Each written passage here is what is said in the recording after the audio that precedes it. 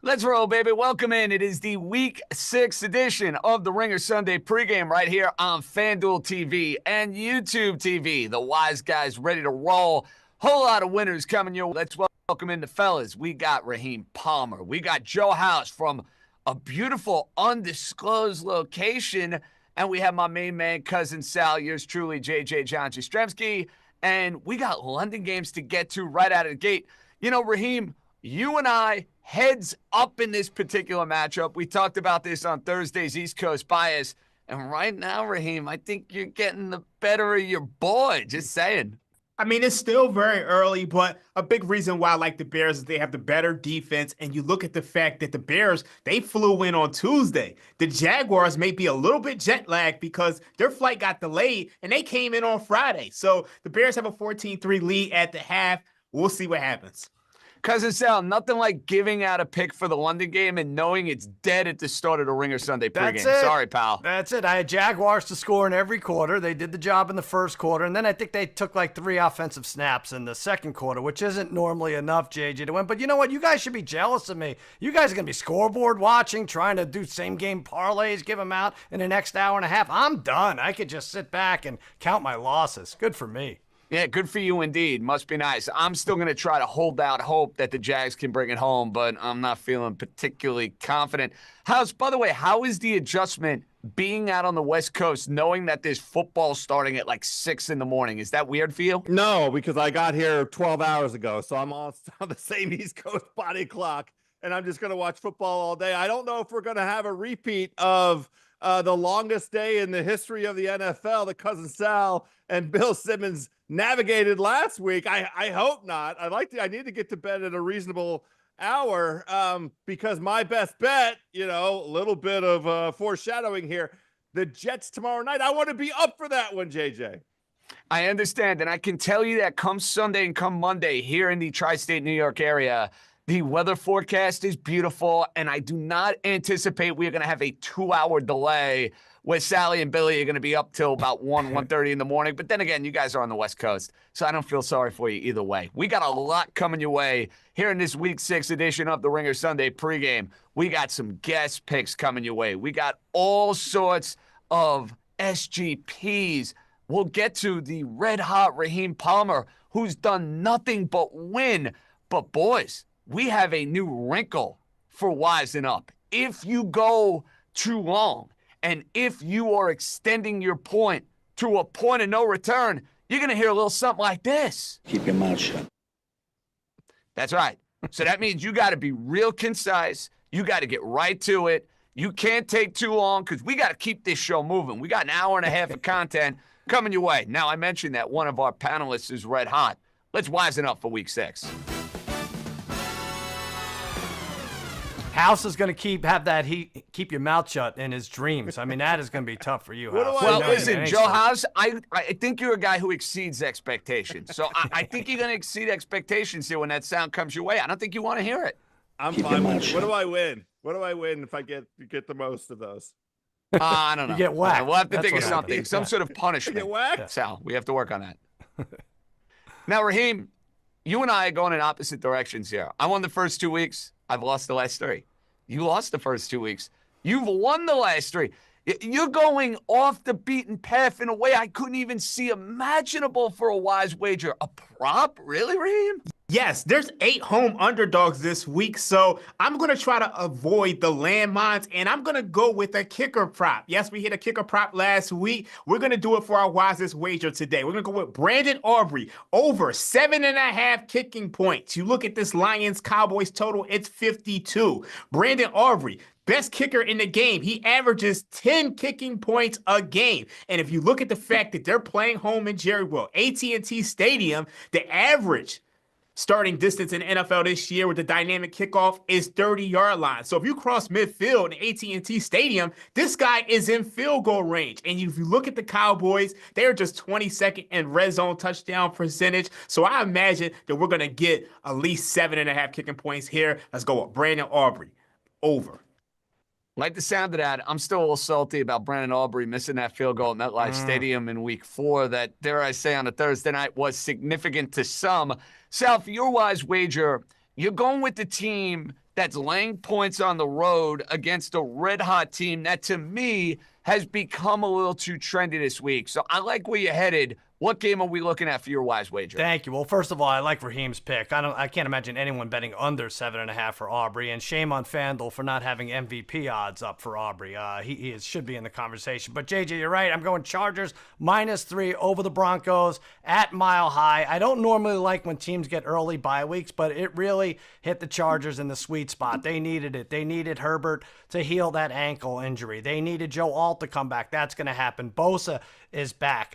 Broncos have done well. They're 3-2, but they're amongst the most lucky teams out there. They really are the luckiest, I think. They won that game. The Jets kicker misses a field goal. Talk about missed field goals. That was huge. May have cost the coach a job. They were losing to the Raiders. The Raiders were in control of that game before a pick six. So they're a little overvalued. They should probably get, I think, more than 3 points here.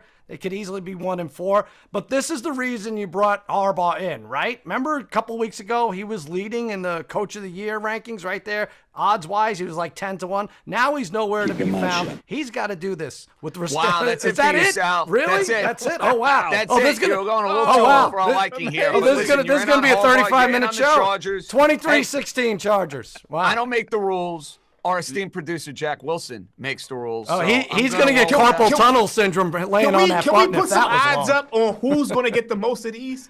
Because now I know. Well, House is minus 300 as a favorite, Raheem. So, I mean, anybody exceeding House here is going to be getting a good payout. Just saying.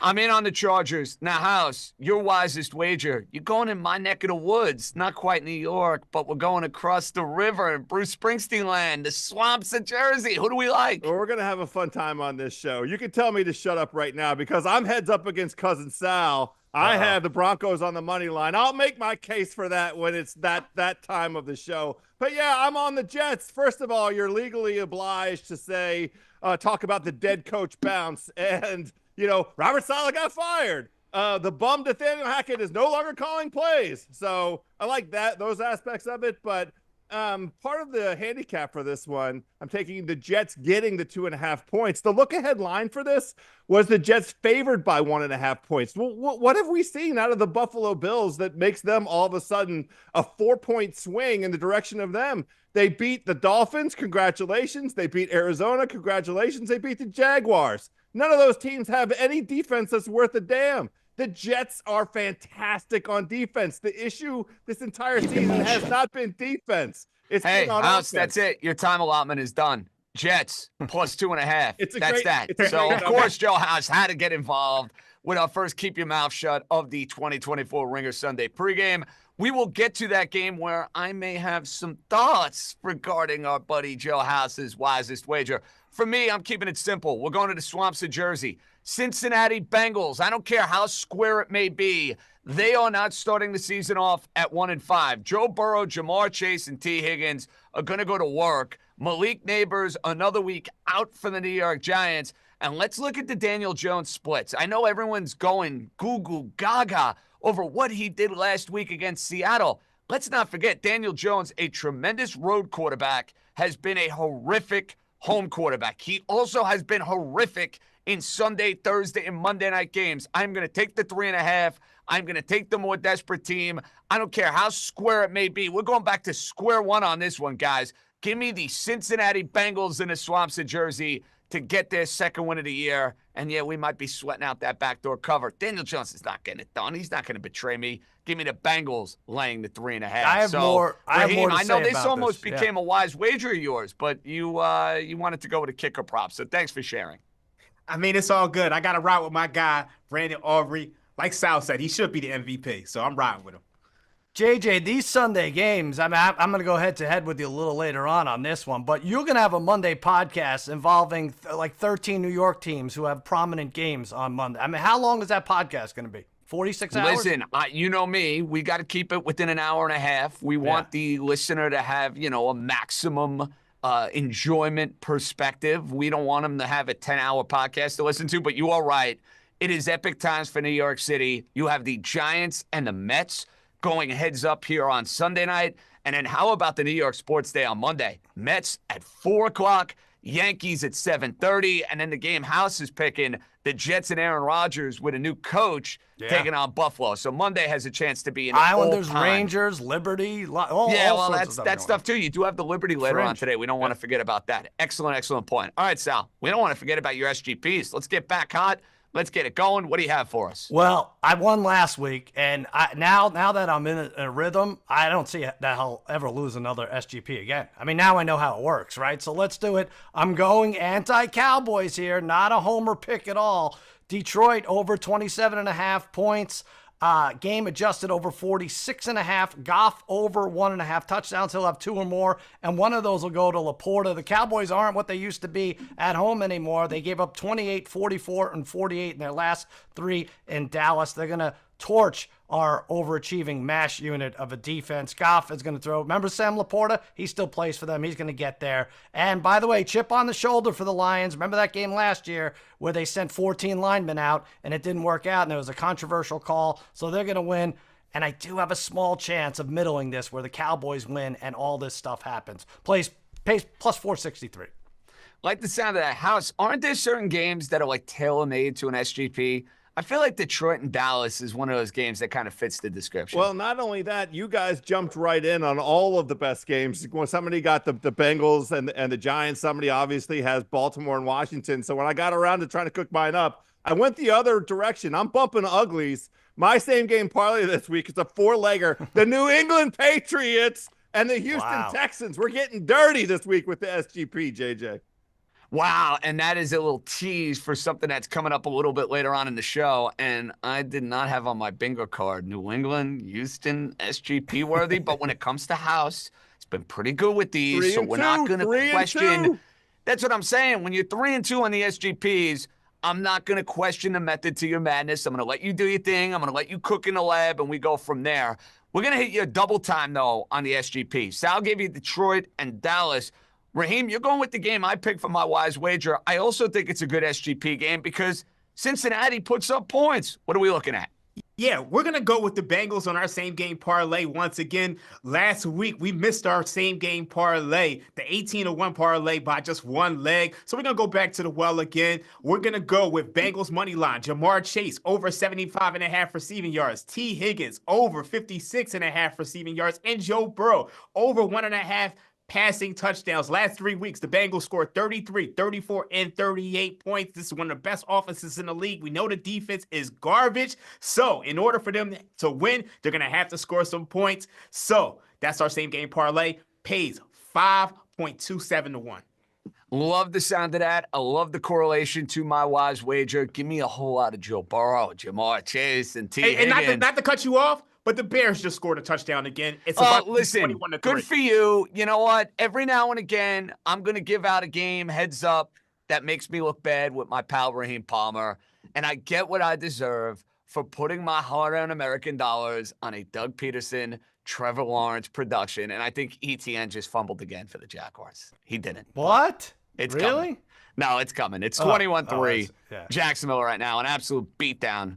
So much for America's team making their way over across the pond. So much for that. All right, Steve Cerruti, our buddy, our pal, he gives out SGPs like it's nobody's business.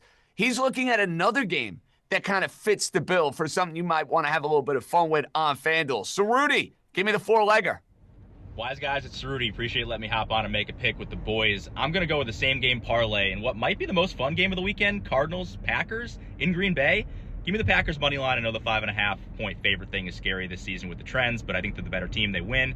Give me the over 40.5 points here. I think both teams score good offenses. Speaking of good offenses, give me Jordan Love, 225 or more passing yards. He's done it in 2 of the 3 games this year. The one game he didn't, it was 224. And I can't quit Kyler, 25 or more rushing yards in this one. That pays out plus 242. What do you guys think?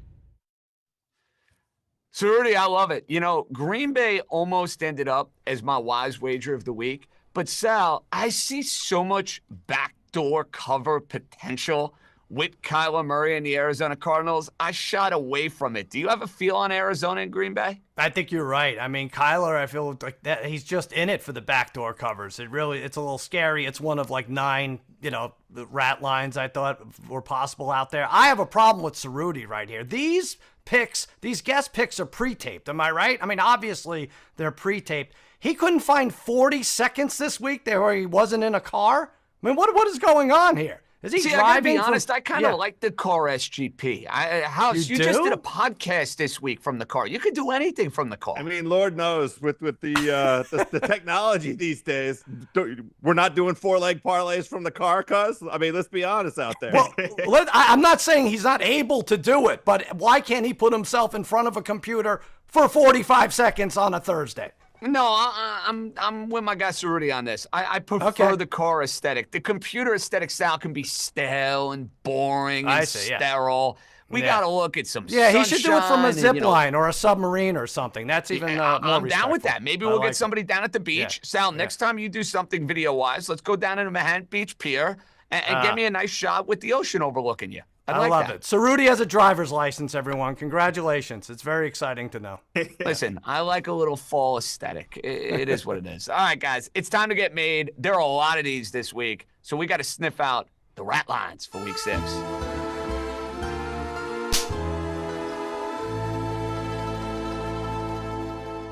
There are so many rat lines to choose from. I had like 4 or 5 on my list. Raheem, you get to start it off. Which one is smelling ultra fishy? So I know I gave you guys Brandon Aubrey over 7.5 kicking points, but this Lions-Cowboys line is a complete rat. Let me take you back. Let me refresh your memory.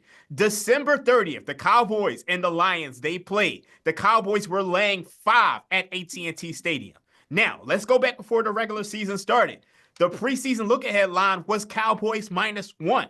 So how do you get from Cowboys -5 to Cowboys -1 to Lions -3.5 and 3 where we sit now? So there's been a ton of sharp money on the Dallas Cowboys. We know the public is betting the Lions. And you look at the Cowboys, they're missing DeMarcus Lawrence, Micah Parsons. So the defense is pretty bad. So the Lions should be able to get anything they want. But Dak Prescott is a bad boy right now. You're talking about a guy who's a top 5 quarterback who can keep them in this game. So from a number perspective, I cannot bet this game. This is a complete rat. You know, it's interesting, Sal. I almost feel like this line, and I know Raheem hit on what the look ahead might have been back, in the summertime or week 1 or whatever the case might be. I felt like this line should have been Detroit by 4.5 with all the injuries for the Cowboys. Let me add on to that. The Baltimore Ravens closed -1 against the Cowboys. So are you telling me that the Lions... But that was also... So I get that, Raheem, but that was also after the Ravens were coming off 0-2, and they were coming off an epic choke against the Vegas Raiders. So you're right about the idea of saying, hey, Detroit and Baltimore and trying to compare the two. I just think from a Dallas standpoint, Sal, with all of the things working against your team at the moment, I thought this line would be higher. It's funny. I thought it would be lower when I guessed with Simmons last Sunday night, but I'll just say in general, the Cowboys would always get a point and a half respect as America's team, and everyone's going to bet this team, so we can't make it too low. There's none of that this year. None at all, and it might have something to do with the injuries. But, they game against the Steelers. I don't know why they would be this big of underdog at home. You know the world is turned upside down when everybody is betting the Lions. Come on, man. Think about that. When the liability is, hey, we need the Cowboys to beat the Lions, you think you're living in the bizarre world, not 2024. All right, House, we hit on this game. You think it stinks to the high heavens. What's your rat for week 6? Yeah, it is indeed that Packers-Arizona game, sitting at Packers laying the 5.5 points. And I continue to just be super skeptical of this Packers team. We'll go back last week. They were absolutely outplayed the entire game against the Rams. The Rams had 6 drives on the Packers side of the football field that produced 0 points. And the Rams lost that game because their bum kicker missed a point after try. You have to be very, very, very, very careful with this Packers defense. They have shown us nothing to invest in. And the back door is always open with Kyler Murray. Great record as a road underdog. Great record with all of the points that they're getting, the Cardinals are getting. I like the Cardinals as a side, but man, the point is nonsense. Stay away from 5.5. Yeah, and it almost ended up a wise wager. I considered otherwise. Sal, you're right. Well, I think, JJ, I don't know how you feel about this, but Drake May is making his debut in Foxborough. I thought it was going to be last week against the Dolphins, right? Not against a team like the Texans that's everybody projects, mostly everybody projects as a number 1 or number 2 seed in the AFC. And the line is only 6.5. The Texans have the 3rd best pass defense in the league. Jaden Daniels lost by 17 in his first start. We're expecting Drake May to keep it within single digits. And only 6.5. This is a Texas-sized rat if I've ever seen one. They're serving it up as a catfish. And by the way, by virtue of the fact that they're one of the top 2 favorites, the favorites don't win anymore. The big favorites don't win anymore. So disregard Texans. Don't put them on a money line parlay. This is a fishy rat. That smells like a buyer beware. You're going with a Texas-sized rat. I'm going with a Vegas-sized rat. You might see this one at 4 a.m. coming out of one of the casinos. It might have escaped the kitchen. The Pittsburgh Steelers and the Vegas Raiders reeks of a rat as the Steelers are laying 3 off the loss to the Dallas Cowboys, and yet Vegas, usually there's a lot of different ways to look at the Steelers, right? Like usually the Steelers, hey, they're a favorite, you don't bet them. But Vegas, quarterback change, no Devontae Adams, all of the things working against them. Christian Wilkins is going to miss some time, and yet they're giving you the Steelers at 3. This one reeks to the high heavens. It's way too good to be true. Raheem, I wanted to bet the Steelers, and I said, there's no way in the world I could bet the Steelers. Reeks of a stay away. Yeah, I don't like this line at all. As we always say, Tomlin as an underdog, that's when you want to back him. Tomlin as a favorite, stay away. But there's no way I can bet on the Vegas Raiders at this point in time. JJ, if one of us isn't taking the Steelers as a rat line, we're just not paying attention. Every week they are a rat. And, they score 14, they allow 14. You have to guess who's going to score 15 in the game. We have to now come up with odds to the next time we are not going to see the Steelers featured in the Rat Line Time is Get Made segment here on the Ringer Sunday pregame. Now, we are going to introduce a new segment, and it is called OMG. And no, I'm not talking about what the Mets have going on with Jose Iglesias and his new song, but I know you will like this, Sal, because the segment is OMG. I can't believe we are making this bet. We're going to do this each and every week because you know what? We make a whole lot of OMG bets. So, all right, Mr. Met fan, you could start us off. What's the OMG? Can't believe you're making this bet for Week 6. I want to hear you singing the OMG. And by the way, if the Mets beat the Yankees in the World Series, I think that's going to be your punishment. You have to sing the OMG. No, I'm going into hiding. If the Mets beat the Yankees in the World Series, I'm going into witness protection. Okay. With our buddy Henry Hill. That's where I'm going. Well, at least make a recording from your car singing OMG or something like that. Fine. But I would say, listen, I can't believe I'm betting the Panthers again, plus 6.5. First of all, I can't believe this is a 4:25 game. I don't know why Panthers Atlanta is featured in that late afternoon window. But, all week last week I was talking about it. Andy Dalton, 60 points in 2 games. Well, oh, my God, they're a great team. They're not a great team. They look like a heap of trash against the Bears, much like the Jaguars do today. Lost by 4 touchdowns. Now they face Kirk Cousins, who's on extended rest after throwing for 500 yards. And, of course, I'm taking the Panthers. This is how effed up the 2024 NFL season is. You mentioned going with a crummy team. Well, I'm going to one-up you here, Sal. You take the Carolina Panthers. I'm going to take a team that made me look silly a few weeks ago. Remember when I gave out the Tennessee Titans as a wise wager and it kind of turned my season around? Yeah. Will Levis, betting on Will Levis. Well, I'm going to do it again today, guys, because I'm taking the Titans, laying the 2.5 against the Indianapolis Colts. The Colts are going back to Anthony Richardson at quarterback. Sorry. I'm going to take 2.5 there and fade a Colt team that's got a whole lot of injuries. I vowed I would never do it again, but OMG, I'm making this bet. I'm taking the Titans laying 2.5. Speaking of betting on a crummy team, House, you got one for us? Yeah, the WTF OMFG play of the week. I mean, I love this thing. You just have to play these numbers. I mean, Sal just went through the assessment with the Panthers. Lines of 6.5. The favorites don't cover. It's 16-2-1 against the spread to the underdog of 5.5 points or more. But I'm on the Patriots because we don't know what Drake May is all about. I'm not going to make a case for the Patriots offense to do anything, but I do know that Houston struggles on the road. I do know that CJ Stroud struggles on the road. And I do know that Nico Collins is out. And he has been by far, he's the offensive player of the year in the NFL thus far. And my guy, CJ Stroud, without that explosive, the dumb Texans keep finding themselves in long third down situations, and Nico Collins has been bailing them out. I don't think I'm not going to shut up, but I will shut up. I like the Patriots today.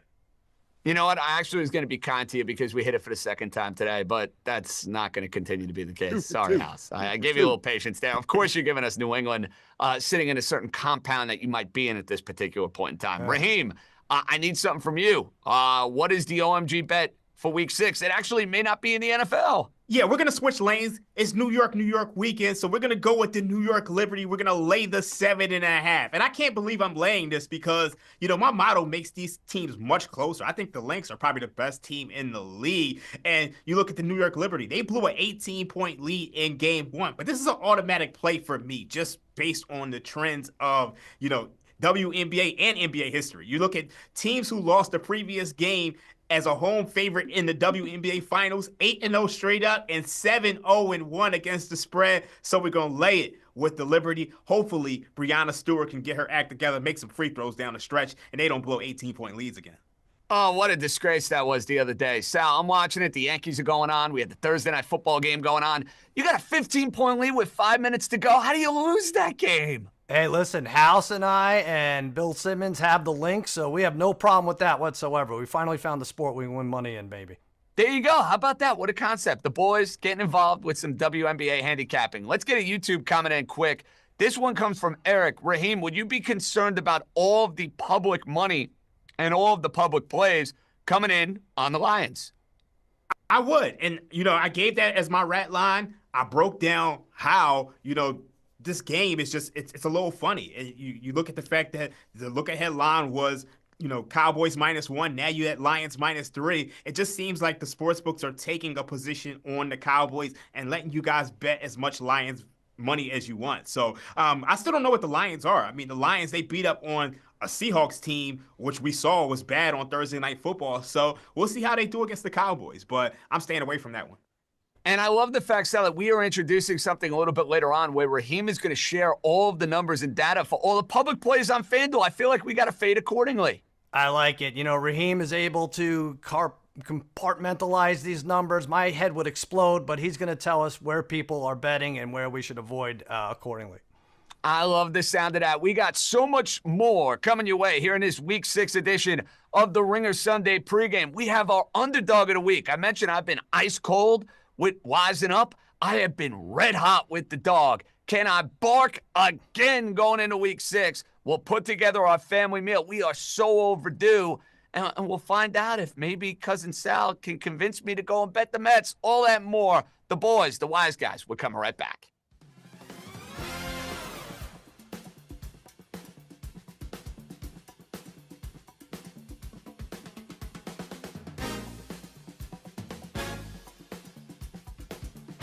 The Jets.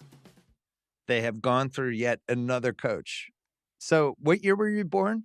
1982. 1982. All right. That was the last year of Walt Michaels. Mm-hmm. Walt Michaels, Joe Walton, Bruce Coslet. We're going to go through all the Jets coaches, but Robert Saleh gets fired after 5 games, which was something that probably should have happened in January or February, would have been my guess. I know you were a little more of a pro Saleh side, but if you're going to do this when Mike Vrabel and Bill Belichick and Pete Carroll and all these other guys are available. Sean, I think you said this. You were the most pessimistic Jets fan I knew, other than Larry David, who actually quit the Jets, doesn't root for them anymore. Why now? Why not 8 months ago? What's your take? Well, let me just say, as always, I follow in Larry David's footsteps. So wherever he goes, I go. I've been tracing his career for 4 decades, and I'm proud to follow along with him. I just was not sold on the infrastructure of the team. Schrags has a lot of info. Yeah, I'll empty the bag. Is that what they say? You don't have to give us like 12 minutes, but you can give us like a good 3. There was a conversation with Hackett that moving forward, Todd Downing is going to be calling the plays. So he tells Hackett that on Monday. Hackett was made aware that this was going to go down and that this is the conversation. Plot thickens. And Hackett says to him, dude, all good. Okay. Tuesday morning, Saleh comes in. He's told, just come and sit down. And Joe Douglas isn't the one calling him in. It's both Johnson brothers and maybe a couple other people on the highest of levels. And it literally took 10 minutes, maybe even less. And it was, thanks for your service here. We need a spark. We don't like the way the team's playing. You're done. And there will be no contract extension, which was the hope that if they'd won, he would get a contract extension going into this year. And you are no longer the head coach. And Jeff Ulbrich, who ironically also is a defensive coach, is going to take over. And the reason that was given to Saleh and the reason that's been said publicly, they just needed a spark.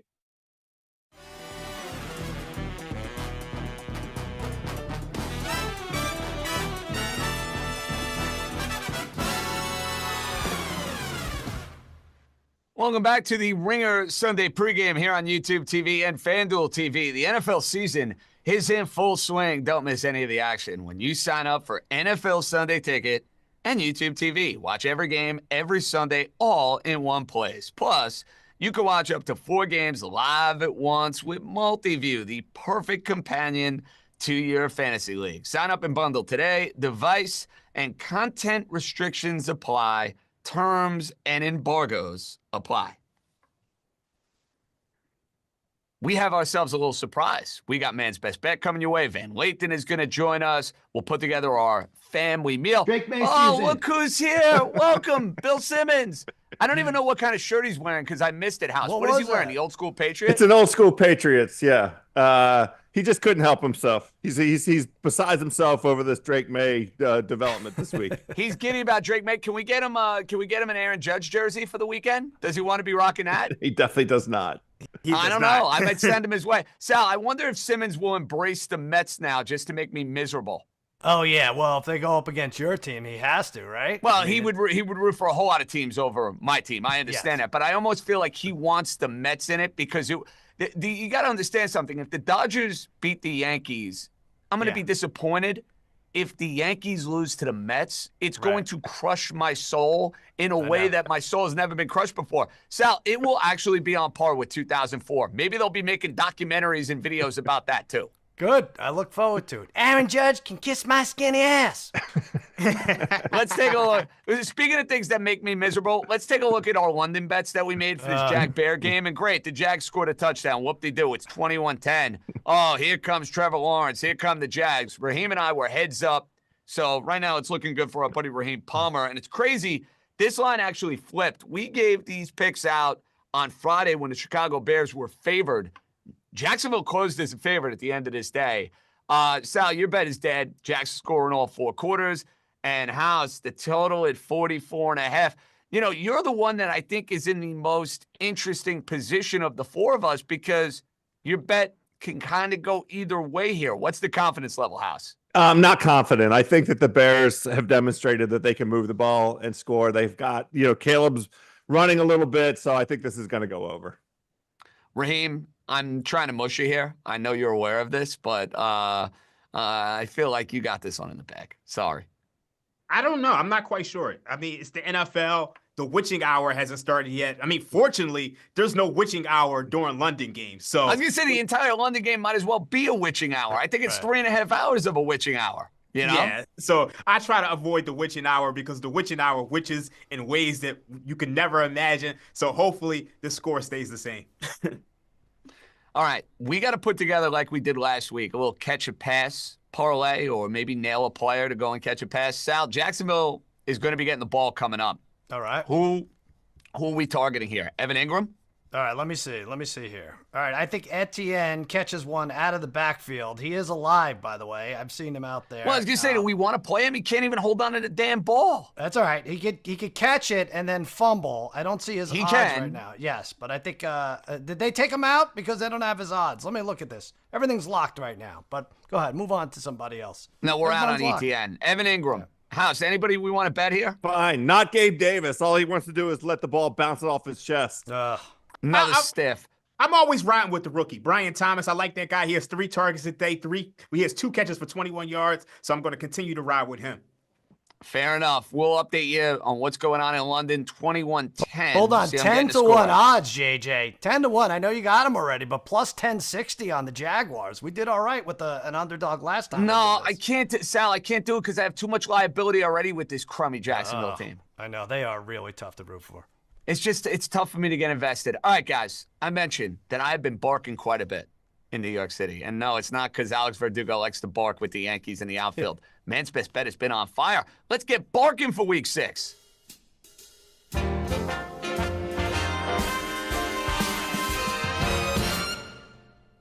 I'm starting the proceedings. And Joe House, you're going to love this pick. Everything you nailed about your analysis with Buffalo and the Jets is spot on. The Jets have beaten Josh Allen at home each of the last 2 years. The Jet defense has played well despite the fact that they fired Robert Saleh.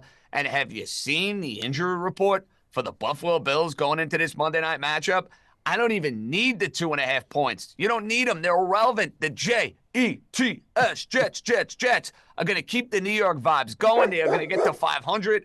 And we're going to be saying, how in the world are the New York Jets tied for first place in the AFC East after Week 6 concludes? I'm on the Jets. Give me them on the money line. I don't need those points. House, I now give you a dog. Yeah, you got to get barking. You beat me to the punch. I wanted the Jets for this week. The other thing about this handicap, Buffalo is in its third straight road game. It's absolutely brutal situation with these injuries. And the NFL schedulers did Buffalo no favors having a division game come after road games at Baltimore and Houston. What did Buffalo ever do to the NFL? Anyway, I get to give a dog. I'm heads up against the cousin Sal. I like Denver plus 128 against this Chargers team. I'm not sure these two teams, are doing the Spider-Man meme. I almost knocked the mic over. They're the mirror opposite of each other. Defensive numbers, both top 5, and offense kind of moribund. Here's my issue with the Chargers. Justin Herbert can't move. I need to see him run one time. I mean, I get the idea when you handicap this and both teams are virtually even. Herbert is the best player on the field notionally. I just need to see that guy run one time before I'm going to invest in him. Denver at home plus 128. That's it for you, House. I gave you 2 chances with this. That's it. Denver heads up with the Cuz. Like the sound of that. Now, Cuz, I'm not going to like this because heads up is a theme of week 6. Yeah. House goes heads up with you. Now you go heads up with me. What gives? We got back-to-back MetLife primetime games, right? Last time that happened, not good. The home team scored like 7 field goals, no touchdowns, and no wins. I'm going with the Giants. I'm doing it against the Bengals. I know you're coming off of Burrow's 43 fantasy points or something, but JJ, you're the guy who, and I respect this, usually says, yeah, trends are there to be broken.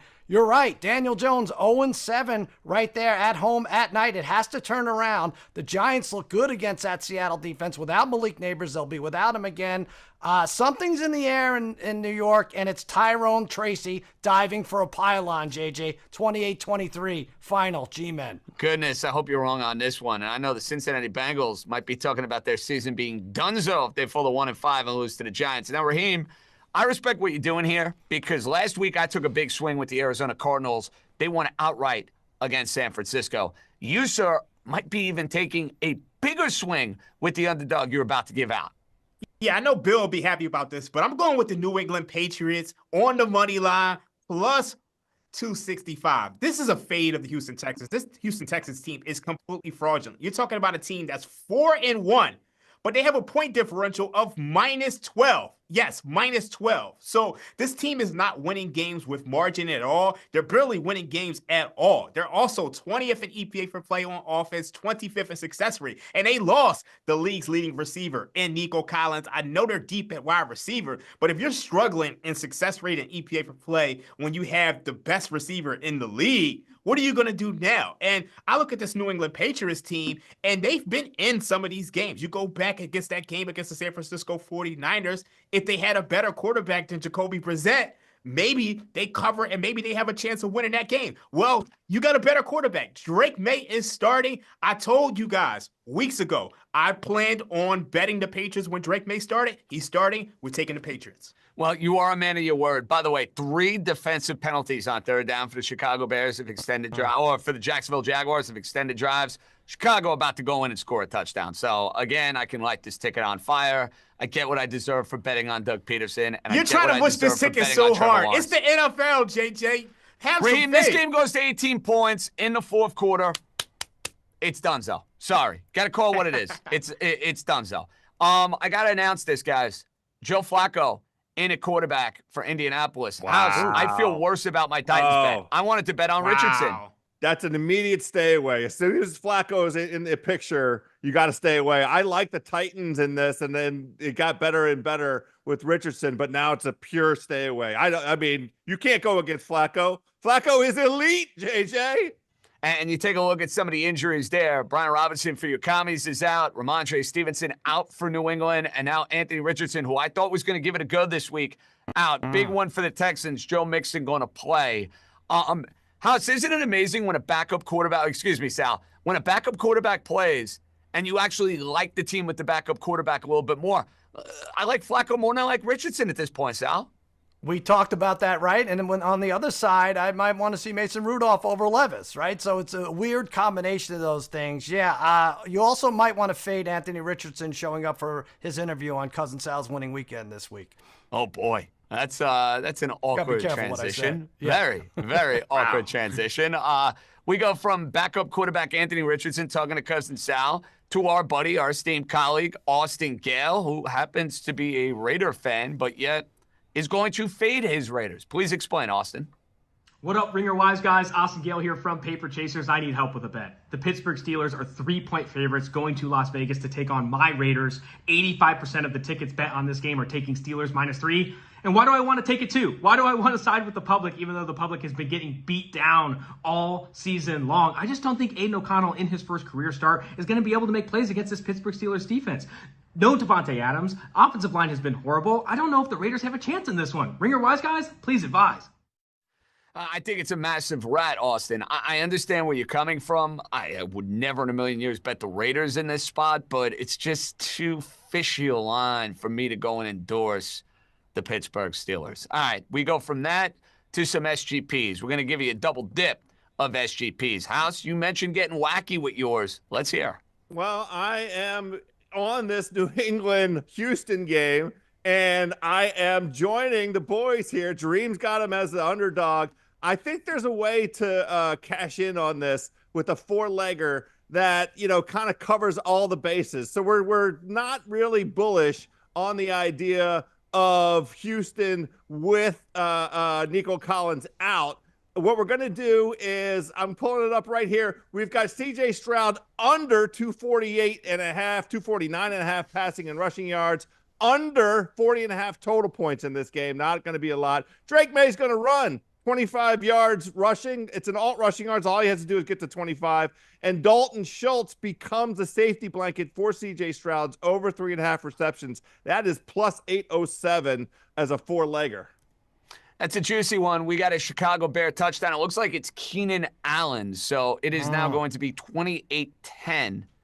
Simmons is back with us. Simmons have anything to share? Yes, we got Glasses Bill in the house. Touchdown. Bears 28-10. Back to you guys. There you go. Wow, look at Simmons doing his best James Brown impersonation. I like it. You know what I don't like?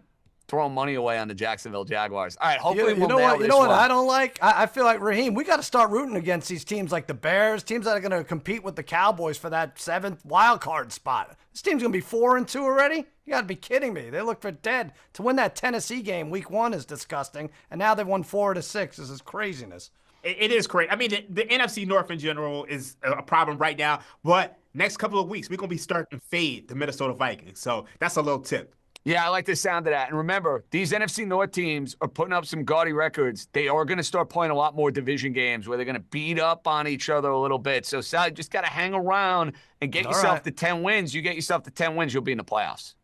All right, I'll take that. Can I get that in writing? Right now, I need that. It's the year of the cousin Sal. Oregon, the Mets. it's the year of the cousin Sal. All right. That's right. I got an SGP that's near and dear to our buddy Joe House's heart. Not necessarily, because it does involve the Baltimore Ravens and his Washington Commanders. And I think this game is tailor-made for SGPs. Now, unfortunately, House, I'm going with the Baltimore Ravens to go and win this game. I am also going to take Lamar Jackson, 50-plus rushing yards. You're going to see him scamper and do his thing. But your guy, Terry McLaurin, love him at 60-plus receiving yards. And this total of 51.5 seems like the craziest, most high-scoring game of the week.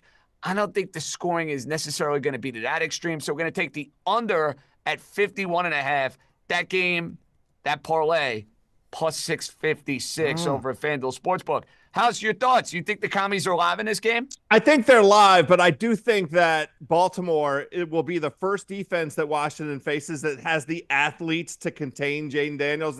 The Seawards have been very lucky going up against defenses that have left the middle of the field wide open for Jaden to roam. So I think the under is a really sneaky, smart play there, JJ. That's the move. That's the hope. Let's cash one of these SGPs. All right. You know what we really need to cash in on? And it's long overdue. We are now 6 weeks into the season. Let's get in the kitchen and let's cook up the family meal. Oh, it looks delightful. And with us having a London game, we have a little London theme for our family meal. And I'm going to start the proceedings. And I may not like this team to win. I may not like this team to cover. But when you have Daniel Jones in a situation where he might be down in a game, I think he might be more heavily reliant on his legs than he has been in weeks past. We saw him run a little bit more against the Seattle Seahawks. 40-plus rushing yards. I almost went with 25. No fun. I don't want to give out minus 210 for the family meal. I'm giving you plus 164, fellas. I think you see Daniel Jones right around 50 rushing yards. Good pass rush for the Cincinnati Bengals. Going to force him to scamper a little bit more. I think Daniel Jones ends up around 45, 50. It's like bringing some tea to a little brunch, a little British watch party for the morning action. Cheerio, Daniel Jones. 40-plus rushing yards. All right, Raheem, what are you bringing to the table? I got some fish and chips. We're going to go with Marvin Harrison Jr. over 54.5 receiving yards. I think this is a great bounce back spot. Now, obviously, he hasn't hit this too much. He's only going over 2 out of the 5 games he's played. But you look at last week against San Francisco. You look at the week before against the Washington Commanders. That was a blowout. So he didn't necessarily have the opportunity to get those targets. Well, he's going to have the opportunity against a Packers defense, which gives up the 11th most passing yards per game and his 30th in drop back success rate. And if you look at the Packers, they play a lot of zone defense. Well, Marvin Harrison Jr., he thrives in zone, and you see his targets double when he's playing against zone defenses. So let's go with Marvin Harrison Jr. over 54.5 receiving yards. I know a lot of people are on the Packers today. I think the Cardinals are going to be able to keep up, and it starts with Marvin Harrison Jr. Listen, when in doubt, Kyler Murray looking to his number 1 receiver. Nothing wrong with that. Okay, House, you're looking to maybe get involved with a running back for your contribution for the family meal. Who do we like? Yeah, I'm going in a ground and pound direction, which makes this shepherd's pie absolutely delectable. Perfect for this meat and potatoes. We're looking at David Montgomery over 56.5 rushing yards in this Dallas matchup with Detroit. And this is really a play on Ben Johnson as a better play caller than that bum Arthur Smith. The Pittsburgh Steelers couldn't figure out how to run for 100 yards last week against the Dallas front. I do think that Detroit will be committed to the run. And Montgomery has been very steady all season long. Season low 13 touches in week 4, still managed to get to 80 yards. This is the way that Detroit likes to establish itself up front, running the ball, and then Goff, is free to pass a little bit. So David Montgomery over 56.5 rushing yards, JJ. Sal, you're going to give us something that might have a little bit of a bitter taste, but if it's a winner, it will blend nicely with everything else we're bringing to the party. So what's the bitter element involvement here for the family meal? This is the bangers and mash version. By the way, that's a recipe for botulism anyway. Doesn't it sound bangers and mash, which is our family meal has been bad in general. But I'm going to give you, this is going to sound like an infomercial, but are you tired of losing on unders because all these teams are putting up 50-yard field goals every 6 minutes? Do I have a product for you? It's the under 3.5 touchdowns in the Steelers-Raiders. I don't have to worry about these long field goals. I think this is a good way to root against offense. Under 3.5's the play. Steelers have allowed fewer than 15 points a game. Atlanta scored 1, Chargers scored 1, Denver scored none against Pittsburgh. Even the Raiders' patchwork defense should be able to keep the black and gold out of the end zone. 19-13, 2 touchdowns, 6 field goals, someone like that, under 3.5 touchdowns. Simmons, what's the London update? Trevor Lawrence, horrific interception, midfield, returned into Jags territory. They might not let Doug Peterson back in London. He might be sent back on a cargo plane, castaway. Well, they got to stay there one more week. Aren't they playing another game? He might have to take go his home. shoes off like McCartney on Abbey Road. Take them off. Wait a minute. Simmons, look at him go. He's gone. Oh, Simmons traded, well, we'll talk about this on Guess the Lines. He traded Mahomes for Trevor Lawrence. He got Trevor Lawrence in a trade last night. So it's as much his fault as anyone else's. Wow. Here's what I need, though. Raheem, you cannot allow me to bet on Jacksonville again. How many times do I have to bet this Jacksonville team to have massive egg on my face? And I'll take it a step further, Raheem. I thought they were going to win this game. I saw New England coming up the following week. I'm starting to plot out the possibility for them to go on a run and maybe make the playoffs in the wide open AFC. They're not making any run. Their coach stinks. They stink. The quarterback's so overrated. I'm sick and tired of hearing about how great Trevor Lawrence is. Please, Raheem, don't allow me to bet on the Jaguars again. I tried to warn you. You went against me. What am I supposed to do? But this is where you need to talk some sense into me. I know I went against you. House, can you believe I bet on this crummy team again? I was kind of there with you. I thought this was going to be more of a coin flip kind of game, and I didn't want to get involved with the side because of that. Jacksonville is abominable. Here's the problem, JJ. Here's the problem. We're going to be talking ourselves into them again next week because they stay in London. We're going to be like, oh, they're fresh in London. Are they really going to lose 2 in a row? It is New England against Jacksonville. If Drake May loses today, I'm Martin Gale in it next week, and I'm taking the Patriots. Well, and there's our family meal. It is one hell of a payout. See, you saw the guys, they gave out some conservative plays there with the even money, basically, with Montgomery over 58.5 rushing yards. Steelers and Raiders from Sal under 3.5 touchdowns. Marvin Harrison Jr. over 54.5 receiving yards. And I'm looking at Danny Dimes. Maybe he's going to be Danny Wheels on Sunday night.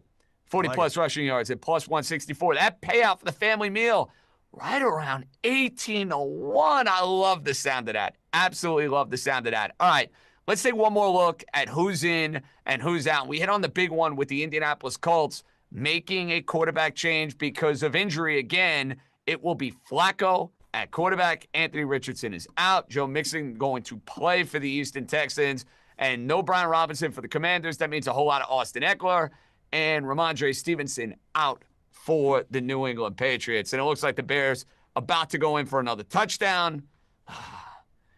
Just disturbing. Disturbing. That's all I'm going to say. Bad bet. We'll leave it at that. All right, we got a YouTube comment. This one comes from the Maiden Focus. Flacco in. Add the Josh Downs receiving props. I guess. Now, Sal, I'm questioning everything because I was going to be in on Tennessee. I told you guys I already bet Tennessee. Yeah. I'm having major reservations on this. They shouldn't be allowed to put the backup in. It's cruel and unusual to the bettors who have already turned to Tennessee. It is crazy that we're talking like this. I don't have a feel on Josh Downs. I'm not sure. Maybe you guys do. Raheem, would you bet Indianapolis now with Flacco at quarterback? I would not touch them with a 10-foot pole. So you just would stay completely away from this game? I would stay away from this game. I mean, I think Jonathan Taylor is still banged up, still have injuries on defense. I just can't back this Colts defense at all, even with Flacco in. And then if you look at the Tennessee Titans, I think they're coming off a bye. I just think it's probably a good spot for them. But I just don't want to touch this game at all. Here's the thing. What we saw this morning with the Colts is like the Colts were game. They came back on the Jaguars last week. It's like, oh, wow, we're watching now. The Jaguars are absolute crap. It doesn't even matter. Yes, and I wanted to let our buddy House know a DeAndre Swift touchdown. It is now 34-10 Chicago. What was your total, House? 44.5. So this extra point is significant to some. Yeah, Cairo Santos. It's gone. Did he make it already? I'm sure he made it. All right, I wanted to give you the play-by-play. I was going to do my best Kevin Harlan impression, but now I don't have to worry about that. I hate to brag, but my model made this game Bears -8. I'm going to be honest with you. Wow. -8? Yes. How do you get there in the model? It's got to be the defense, So basically, right? Raheem, what you're telling me is that your model had this almost as a 9-point swing from what the actual line ended up being, because Jacksonville was favored this morning. Yes. Why do you think there was so much love for Jacksonville in the last 24 to 48 hours leading off the kickoff? I think people were overvaluing the London spot. You know, like I said before, the Jaguars are only 6-5 in London. I know Trevor Lawrence is personally 3-1, but you know, 2 of those wins came last year, back to back against the Bills and then somebody else. And I just think, you know, people aren't properly valuing this Bears defense. This Bears defense is for real. And, you know, Caleb Williams is getting better week by week. And when you have, you know, they had a couple fluke wins to start the season, but, you know, the Bears team doesn't remain static. They improve. And I think, you know, Caleb Williams is improving. And I think this Jaguars defense is abysmal. They play a lot of man coverage. So I just felt like Caleb Williams would be able to have a big day. And it doesn't help matters that you have one of the most overrated coaches and one of the most overrated quarterbacks not doing their thing and making mistakes. And it's same old for Jacksonville. We have some baseball on the horizon to get to this weekend. I wanted to make sure we brought this up for our friends over at FanDuel TV. And Cousin Sal, this is near and dear to your heart this evening. Are you going to boycott doing guest the lines until the Met-Dodger game concludes? Is Simmons going to be cooperative on that? Or are you going to have to, you know, buck up and start giving out picks even if Diaz is out there in the bottom of the 8th inning? No, he's going to have to be. Yeah, you're right. He may have to. If this is a 14-inning game, he's going to have to wait. Or maybe he could talk to himself for the first half hour until I jump on. But, yeah, I'm a bundle of nerves here for game 1. got Singh in there. I kind of like the way the rotation is going. I will be at Chavez Ravine on Monday. Let's just take the first two. Wouldn't that be glorious? Go back to New York up 2-0. Let's go, Mets. How about this? We are going to be together next weekend in Los Angeles, Sal. So we are going to have a Met Game 6 on the horizon. There's going to be a Jets Sunday night game.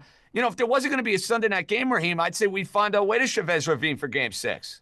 Yeah, I mean, that would be incredible. I would definitely be down. Well, how could you not be? Sal, minus 175 for the Dodgers. I think it's too high, the series price. I do too. I think overall we can get to their bullpen, although, my God, did they shut San Diego down those last, 2.5 games. But I think ultimately that's going to be the difference in the 6th, 7th, and 8th inning. I would look to some overs too. I think there are going to be a lot of runs in the games. And the Dodger pitching, especially from a rotation standpoint, questionable. Bullpen has been lights out. Kopech, Trinan, they got some power arms back there. Raheem, I can't question the magic of the Mets right now. Until I see otherwise, I think the Mets will find it a way. I actually have a question for Sal. Do you think the layoff is going to hurt the Mets? Because they've been playing nonstop. Now you get a little bit of a break. How do you feel about that?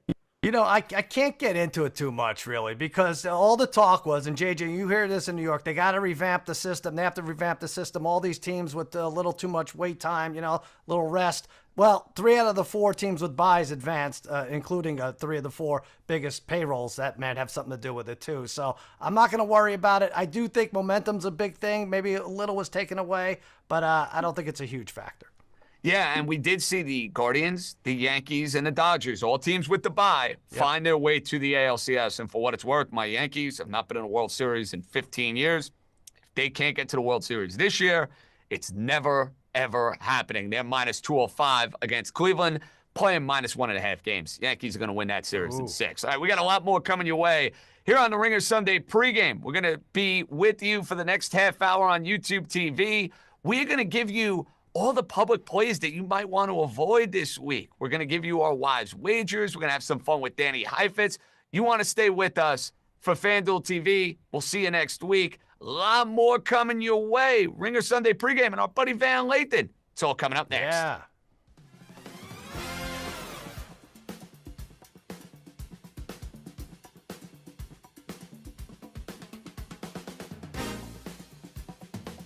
Leads to my next question. And I vented about this on a walk and talk on the streets of New York City. Didn't see this. I'm sorry. I didn't see it. No, I did a What are you 1-minute venting walk and about? talk. Why didn't the Patriots start Drake May last week? I know. What this is the stupidest fucking franchise. I know. The spot was last week. I think they were afraid because of the offensive line. But in my opinion, if you don't start him last week, then he's got to sit for the first 3 months of the season. And here's the thing. I talked to folks who are and they've been like, just wait. Drake May's he's been getting better and better, lighting it up on scout team, and then really good this week in practice to the point where they're like, all right, he's ready. But to your point, why not roll him out last week? What's the difference of 7 days? Perfect game last. It would have been perfect. This Miami team that's about to roll over for No the doubt. season, it looks like. No doubt. They could have been. Who's lost a bunch of dudes on defense.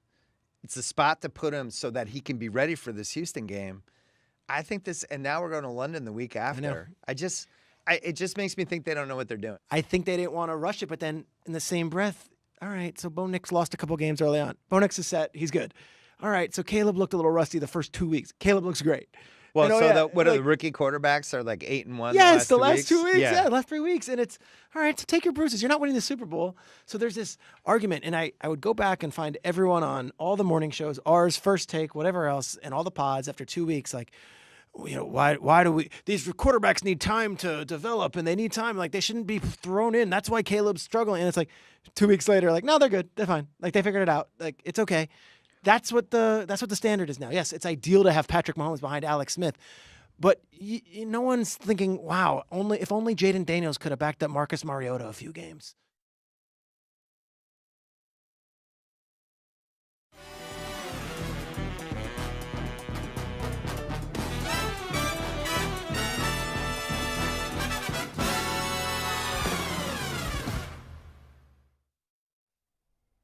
Welcome back to the Ringer Sunday pregame here on FanDuel TV. No, we say goodbye to FanDuel TV. We're on YouTube TV. I mean, listen, when you're on this many platforms, it's tough to keep track. YouTube TV with the fellas, the wise guys, Cousin Sal, Raheem Palmer, Joe House, and John Jastremski. do we have to recap these NFL London bets? I mean, at least there is one person on this particular set who is going to be happy with something that they gave out. Yeah, flash that graphic one more time so we can make fun of ourselves. Yeah, I was dumb enough to pick the Jacksonville Jaguars. Let's move past that. House, unfortunately, your total goes down in flames thanks to a Trevor Lawrence interception. The under will not be a winner. And Cousin Sal, I don't know what was more painless, me or you in the loser that we gave out. I would say it's probably you because you were done earlier than me. I've been done for 2 hours, man. I was done 7:30 in the morning on the West Coast. So it's on time to move on to more losers, I say. And Raheem, we go heads up, we go mano-y-mano, and it was a 3-round knockout for me, you know? I tried. I mean, but at the end of the day, I wonder when we're going to see Mac Jones, because that's how bad Trevor Lawrence has been this year. Can you imagine that you were suggesting the #1 overall pick in the draft from about 4 years ago being benched, and I can't even fight you on it because of how underwhelming Trevor Lawrence has been? This is a guy who was supposed to be can't miss, generational, the next John Elway. I heard all this mumbo jumbo regarding Lawrence.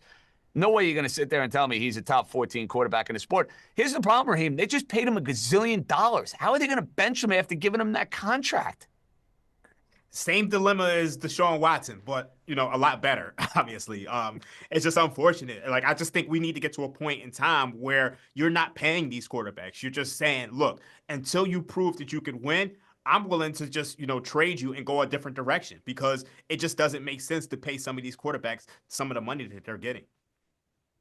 Speaking of Deshaun Watson, we will get to that a little bit later on in the world-famous knockout pool eliminator pick that I'm the only one playing and participating because I've yet to give out a winner. We'll see if Deshaun Watson is involved in the proceedings for me in Week 6. Let's take a look back at our wise wagers for this card across the board. Cousin Sal rolling with the LA Chargers, a pick that I very much endorse. I know it's heads up with Joe House, but to me, there's a reason why Denver +3 with all the mojo, with all the momentum they have on their side. I think that line's telling with the Chargers laying a field goal. House, this is where I can endorse you. I love your wise wager of the New York Jets plus the 2.5 after firing Robert Saleh, after beating Buffalo each of the last 2 years at home. I think they'll do so for a third straight year. Raheem got wacky. He gave out a Brandon Aubrey over 7.5 kicking point prop, but a winner is a winner is a winner. And I'm going as square as it gets. I don't care. Cincinnati is not starting off the year 1-5. I am laying 3.5 against Daniel Jones and the New York Giants. Sal, I have to admit, I am very surprised you're on the Giants this week. Very surprised. You know what? I have to admit, I'm just as surprised. I don't know. I hated this team. I think Simmons and I crossed them off as far as teams to make the playoffs. But Daniel Jones, just a little bit of spark. And like I said before, some of these trends are made to be broken. I know he can't win at night. Maybe he closes his eyes, pretend it's done in broad daylight, and they come up victorious. And by the way, that Lou Anarumo defense, just awful for Cincinnati. You can't expect them to step up any game. You know, Raheem, you're going to give out the plays later in the show that are the most public of the week. I think there's a decent chance one of the plays I gave out is going to fit the mold on that on Sunday night. That just reeks of a public special with the Bengals. Oh, most definitely. I'll definitely give you those numbers. It's very, very, very interesting. I look forward to it. We'll have that a little bit later on in the show. Now, we have anytime touchdowns, which I'm looking forward to, and maybe we can nail these right out of the gate.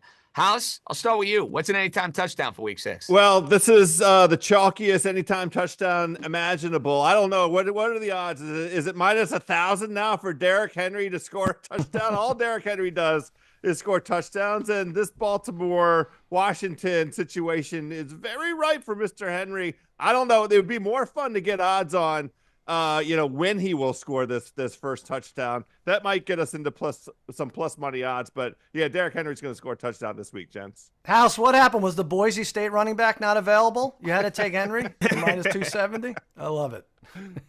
Sal, what's your anytime? Well, welcome back, A.J. Brown, plus 165 for the Eagles. I know you have more to say on this game a little later, J.J. He only played one game this year. He scored in that first game against the Packers in Brazil. He had 119 yards. Brown's now middle of the pack defensively because their offense creates a blizzard of 3-and-outs. Cleveland with secondary issues. Denzel Ward didn't practice all week. Grant Delpit's out with a concussion. Ronnie Hickman's ruled out. Statement game for the Eagles off the bye. Maybe go back to the Eagles of old, 2022, plus 165 for A.J. Brown. Raheem, I like it with A.J. Brown. What are you rolling with? So Ashton Jenney from Boise State's not available. Yeah. We all know he was minus 6,000 to score a touchdown Crazy. yesterday. But we're going to go with another chalky running back prop. We're going to go with David Montgomery to score a touchdown minus 150. They're taking on the Dallas Cowboys. We know that run defense is abysmal. David Montgomery has scored in 15 out of his 18 games since joining the Lions. He's going to score again today as well. I'm rolling with T. Higgins. I think the Giants going to pay a whole lot of attention to Jamar Chase. Let's kind of zag here, go the other way. T. Higgins to go and score a touchdown at plus 155 for the Cincinnati Bengals. Now, I think this is the moment of truth, guys. We are 0-5 this year in giving out winners. Everybody else is out of the knockout pool. Everybody else we're not getting involved with. For me, we are going to continue the pain. We are going to continue the suffering until I can go and nail a winner. And here it is, ladies and gentlemen, boys and girls. My knockout pick for week 6, fade accordingly. The Philadelphia Eagles win. That's all I need them to do. Win against Deshaun Watson and the Cleveland Browns. Sal, I'm sure you're going to have the math of how much money you would be up if you were just taking the money lines in all of these particular games.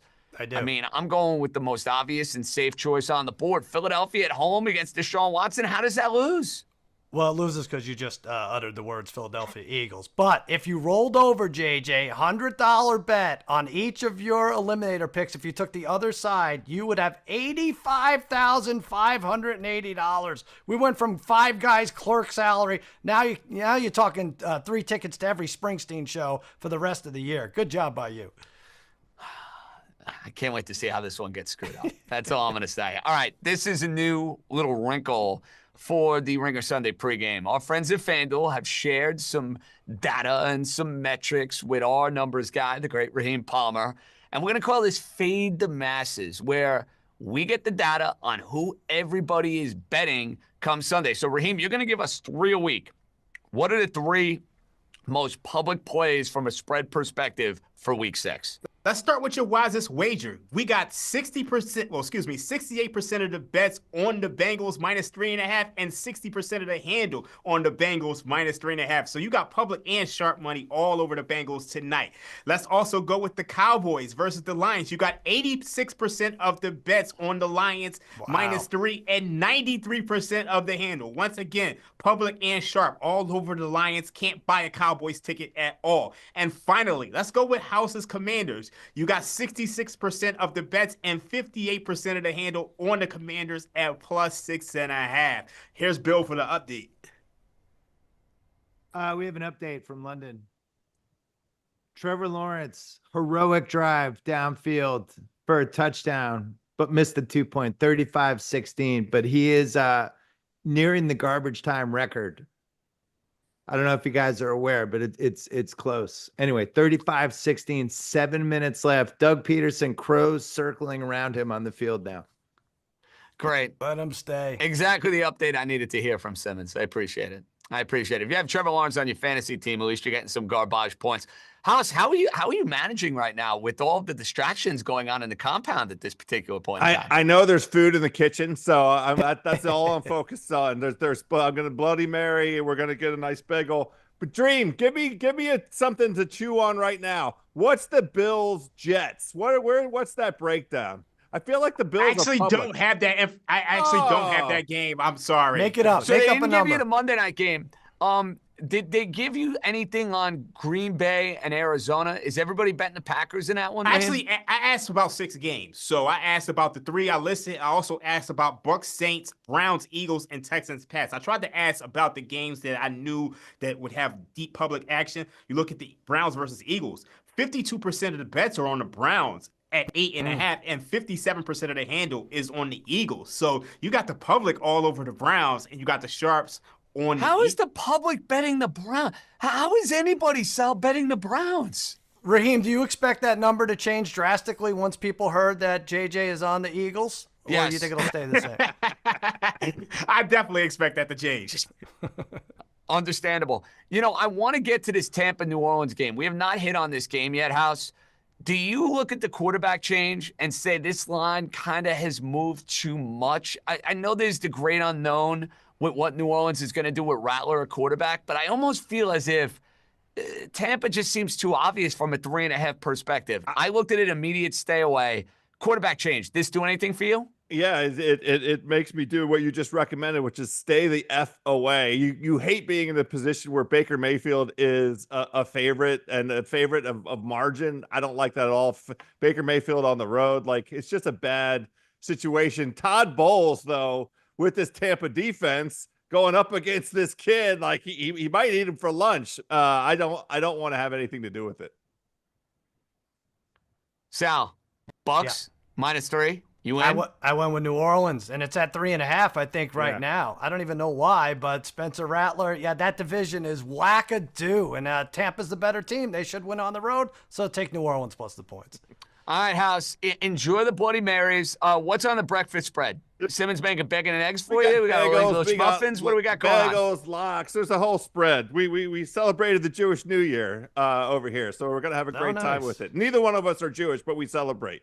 That's all right. You wanted to break the fast, and you wanted to enjoy some lox and bagels and get after it. So hopefully you're getting after it with a whole lot of winners. Thank you. We'll welcome in Van Lathan, our buddy, in a little bit. But before we do that, I've always liked Sundays. Always. But when NFL Sunday Ticket and YouTube TV, it's now my favorite day because you can watch the Dolphins, the Broncos, the Lions, the Bears, or your other favorite teams all in your living room. But not literally, of course. That would be dangerous. Get the bundle today. Terms and embargoes apply. This is a first. We hung with him last year, and he saw me melt down during a Dolphin-Chief playoff game. Van Lathan, dressing the part. I love the cowboy hat. First off, congrats on your Tigers. They made me money yesterday. I appreciate that. Yes, well, we made people money. We are money. We are going to win the national championship. It's the most dominant performance I've ever seen from any team anywhere ever. And now that the train's on the tracks, it won't stop. Any team that gets in our way is getting destroyed. Look at that. Wow. I love it. That is a wrestling promo if I've ever seen one, Cousin Sal. My guy's coming out hot. Yes, I hope people aren't confused. He's not talking Detroit Tigers, who really crapped the bed. But yes, that LSU, that throw was just insane. From that was just Nussmeier. Just the guy wasn't even open, and he just launched it. Good team. Gunslinger. Van, are you a fan of the playoff, the 12-teamer? I love it, dude. I'm a fan of it in theory. The point that in my life that I'm at right now is my traditionalist bones are against my, have to move on type of bones. So I like everyone having an opportunity and it being a deeper postseason, but there's a part of me that like really yearns from the era where everybody would be pissed off in the offseason about what happened at the end of the season going forward. It was just so funny to watch mad college football fans. I can understand that. And you'd have a lot of that with two teams. You didn't have as much of it with four teams, and now you're going to have none of it. And you're going to be looking at teams like Penn State who find a way into the college football playoff, which is just there'll be a lot of it. There'll be 3-loss SEC teams that don't get in, and everyone's going to be upset. Don't worry. But it's like now it's teams that had no business being upset, Sal. So, like, the really good team, they're getting in, Yeah. Yeah, but think about it. The NCAA basketball has a 64-team field. And every single year you have the 65th and 66th teams that are whining about why they didn't get in. Take that, ramp it up to the max. You're never going to fix the college football issue of we think we should have gotten more. But I will say that like 12 teams and what that means, what the wins and losses in the regular season do, it is making the sport a lot more compelling in terms of who might come there and spoil the party. Okay, fair enough. Gut feel. Van, LSU make the playoff, yeah or nay? No. What will be the game that screws it up for you? There'll be several. So Several. So here's the deal. What you just got from me a second ago was fan Van talking. What you're getting from me now is actual Van talking. I do not think that LSU will make the playoff. I think last night is indicative of what happens in a place where there are 102,000 South Louisianians on your back. It's a tough place to win.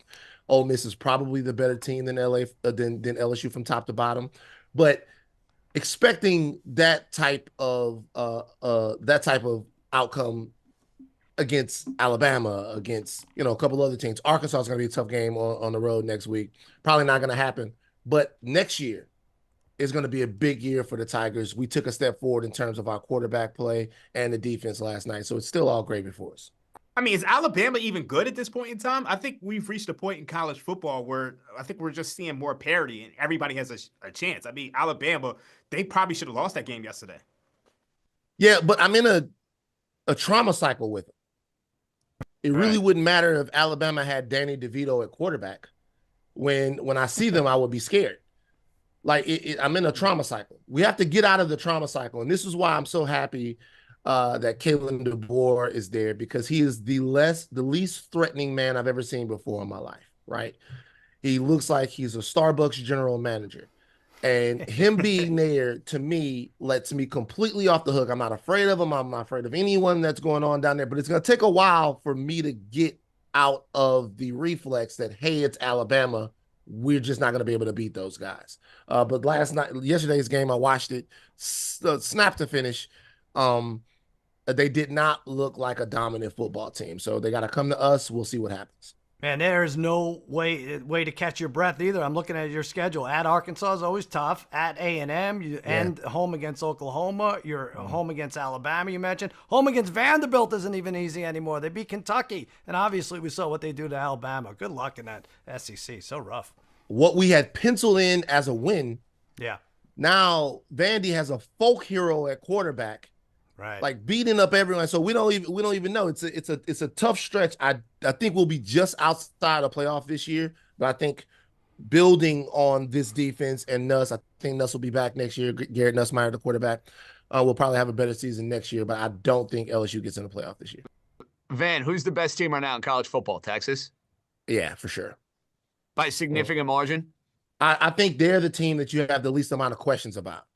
So to me, there's not a dominant team in college football right now. There's not a team that you say, hey, put them on a neutral field anywhere, and they're going to be able to beat everyone. They're just going to out-talent anyone. We thought that Ohio State had a dominant defense, and Ohio State's a very good team, but you saw they went up to Austin, an incredibly difficult place to play. Yeah, man. And they gave up 32 points. So if you were to ask me the team I have the least amount of questions about, big questions about Georgia, obviously, big questions about Bama. Penn State looked like they were playing in quicksand the entire first half of the game. We have got to have a conversation about making somebody fly from Tokyo to Los Angeles every single Saturday for a college football game, and what this is doing to these teams. These flights are obviously having an effect on how these guys are starting. But Texas, you have the least amount of questions about. So I think by default, almost, they're my number one team. All right. I want to get to some NFL with you. Jaden Daniels, first off, with the Commanders. Are you surprised he's been as comfortable this fast? I mean, you look at him, and I loved him. I thought, hey, this is the quarterback I like the best out of this draft. I was campaigning for the Giants to try to do everything in their power to go and get him. Washington didn't want to move the pick. Can't blame him. Good decision. He's hit the ground running. Dude, he's playing out of his freaking mind. Did you see this coming right away? Well, the improvement that he made from his first year to his second year at LSU was much like the improvement that Joe Burrow made, where Joe Burrow was like a glorified game manager the first year he was at LSU. Gets a chance to stay there for the second year. You see him blossom as a quarterback. Daniels did that even more so. I mean, throws that he didn't even try his first season at LSU. The second season, he's throwing into windows. He's back shouldering guys. He's doing all kinds of stuff. I always thought it would be about whether or not he would meet an offensive mind in the NFL that would be able to take advantage of his skill set and put him in positions to succeed. And Cliff Kingsbury has done that. They've simplified the offense for him and really breadcrumbed him every single week into allowing him to do more things. And if you take advantage of what he can do well, barring injury, he's going to be a very, very successful NFL quarterback. But I don't think there's anyone who thought that he'd have the game figured out as well as he has for the first, 4 or 5 weeks of the season. He's doing fantastic. Very proud of him. He's costing me a lot of money, Sal. I'm betting against Washington way too often, and guess what? I'm doing it again today. I think it's a bad spot for them. I really do. I know Baltimore lets these teams hang around. I know Baltimore can't finish a game. They're giving you 6.5 with Washington. That seems a little too good to be true. Well, it's a turf war, right? But, I agree. They should stumble this week. But then again, and I picked Jaden Daniels for Offensive Rookie of the Year back in August, but he just looks so prepared, and he doesn't even get rattled. He just never gets rattled is the thing. Even Caleb Williams had a great game. You just see he gets jittery at times. You don't see that out of Jaden Daniels at all. Raheem, Washington, Baltimore, you're making a play on that game. Who you like? I'm staying away from this game. I really wanted to take Baltimore, but I just think I don't like the spot for Baltimore. You're talking about a team who blew out the Bills, then they come back and win a hard-fought game against the Cincinnati Bengals in which they were down 10 multiple times, had to take it to overtime. You win that game, and now you got a rivalry game against the Washington Commanders, who you should dominate. But after the last two games, I don't think you're getting a ton of value. I would have loved for them to lose that game against the Bengals. Now we're laying 4.5 with the Ravens, 5.5 with the Ravens on the road. Now we're laying 6.5. The market is priced properly. Van, I've given out these dopey knockout picks, and everybody got knocked out of their pool basically in week 1 and week 2. But it's been so bad for me. I have not nailed the winner. We're now going into week 6. So we have continued the bit. I have the Eagles to go and beat Deshaun Watson and the Cleveland Browns. I think it's a layup. Deshaun Watson stinks. He's the worst starting quarterback in the NFL. Is this going to be another week of futility for me, number one? Number two, can you believe that Deshaun Watson, who was this stud at Clemson, a stud in the NFL for the first couple of years, has turned into this as a quarterback? Yeah, no, I can't believe it. It's so funny. With all the negative energy that is surrounding Deshaun Watson and the Browns right now, if you get this pick wrong, you know that it's you. I agree with that. It's not even football. It's the mystical gods that don't like you. Nobody likes Deshaun Watson and the Browns right now. He'll be quarterbacking for MassageEnvy.com next season. My thing is this. No, I think that I'm not going to get into the whole deal, but if Deshaun Watson would have been able to, I don't want to use the term overcome, navigate all of the off the field things that happened to him and came back into the NFL and played at the same level that he was playing at with Houston or higher, it would have been kind of amazing. It makes sense that his entire life fell apart. He is looked at and viewed in a totally different way. And that's translated onto the field. He doesn't look, act, respond, or behave like the same quarterback at all. Sometimes you'll see Deshaun Watson with his helmet off in interviews, and he looks like dead behind the eyes. He's like not the same person. So I think the contract is terrible. My heart bleeds for Browns fans, but it's over. And it probably should be. You know, I'm not going to be a prisoner in a moment in most cases. No, I'm, of course, a prisoner in a moment. Raheem, this is one of the worst trades in sports history. No exaggeration. When you think about the trade, the compensation, and oh, by the way, what it paid Deshaun Watson, it's one of the worst trades in sports history. Yeah, I can't think of any off the top. I mean, one of my worst trades was the James Harden trade, from Oklahoma City to Houston. But, this is levels above that. So it's just, it's tough. Okay. I like the Jets, Van. And they're getting 2.5 this week. They've played really well against Buffalo at home each of the last 2 years. The reason I really like them this week, the coaching change. Saleh was a 0. It was giving them nothing. I feel like you get that bump for a week or two. Buffalo's got a lot of injuries. Can I get you on board and taking the Jets to win outright, plus 2.5? You can always get me on board with the coaching change, momentary steroid injection. It always happens. I'm a Saints fan. I've been a part of a lot of fired coaches, and the guys always play well the next week. I just would have to see it from the Jets. I think the Jets look so bad. Aaron Rodgers looks so bad right now, like so terrible. He'll be hosting InfoWars next year, covering Deshaun Watson, doing MassageEnvy.com commercials. It's terrible. I can't believe in the Jets right now. It's a ballsy pick, though. I will tell you that. I appreciate that. Sal, a lot of people were buying into the Jets at the beginning of the year. Yeah. When you bet them right now, forget about the division, because even if they win this game, I still don't think they're beating out Buffalo for the AFC East. Would you go and invest in the Jets to go and make the playoffs at right around even money? No, I don't like it. I didn't like it in the beginning of the year. What was their over-under? Like 9.5? 9.5. They were very trendy. A lot of people were picking them to go to the Super Bowl. Down to 8.5 now. I mean, you could bet them to make the playoffs, or you could bet over 8.5, and then if they go to 9 and 8, you can win that, and they might not make the playoffs. So that's a nice little middle there.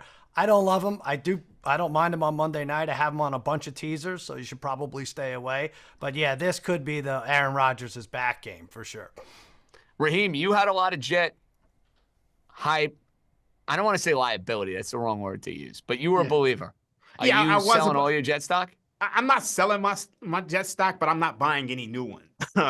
I think they'll win this game against the Buffalo Bills, but this is not a team I want to back long term until I see, something great from Aaron Rodgers. But can I change gears a little bit? Because we got Van here. He said he was a Saints fan. We got Spencer Rattler starting today. Yes, we do. How do we feel about him? How do you feel about, maybe he takes over for Derek Carr? We know, Derek Carr and Dennis Allen, they've struggled together. So what's your thoughts on that Bucs Saints game and Spencer Rattler in general? Yeah, so I think the Saints are going to play really well against the Bucs. I think that there were some cultural issues with the team as far as Derek Carr and some buy-ins and some belief issues there. I do not think that Spencer Rattler is going to be the messiah of New Orleans. You know what I mean? I think that guy came and, now he's gone. I think New Orleans is going to have to build the Saints are going to have to build their franchise back up in the same way that everybody does, inside out, and I don't think that we're there yet. I think what happened the first couple of weeks of the season was a little bit of fool's gold, but there's an excitement around Spencer Rattler that, much like we were talking about with the coaching change, with quarterback change, you might see some guys play with a little bit more spark, a little bit more fire, and you might see the offense try to do a couple of different things. The Bucs, though, to me, are a sneakily solid team. They are. They're not a great football team, but they're good almost everywhere. So I do not think that the Saints will meet the number there. I think that's probably a safe bet against them. They're just not a team ready to face a team that's as solid and consistent as Tampa Bay is right now. Speaking of stock, glad I still have my Baker Mayfield stock. He's better than people think. Final one, Van. You know New Orleans well.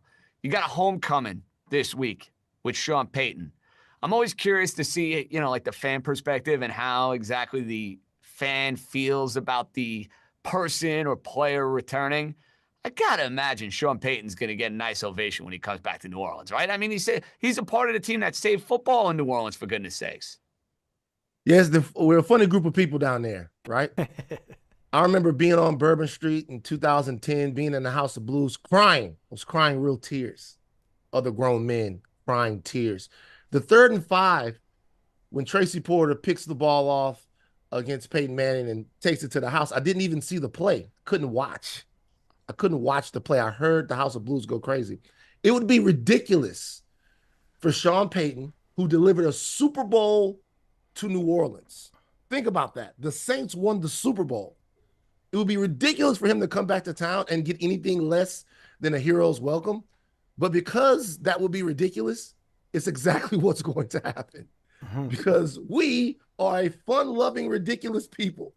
But he did something that we thought was impossible there, so he'll always have a special place in my heart, as will, all of the guys. Reggie Bush, well, not all of them. One of them won't have a special place in my heart, but the rest of them will have a special place in my heart no matter what. But he'll probably get a rude awakening when he comes back. It wasn't the best ending. Van, you got to watch that play. When we're done, go on YouTube. You're going to love that Porter play. Oh, my God. You're going to cry and cry again.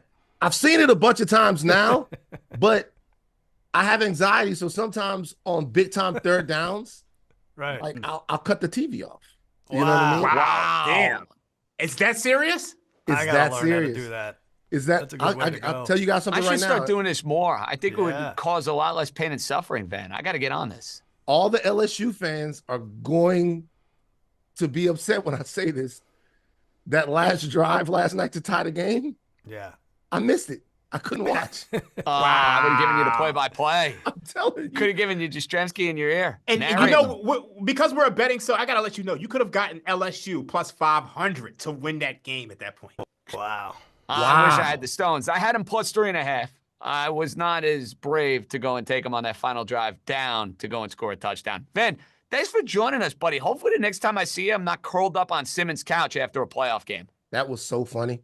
This guy. It really wasn't. It was more depressing. It was sad. Anybody that thinks it's all about numbers with this guy cares.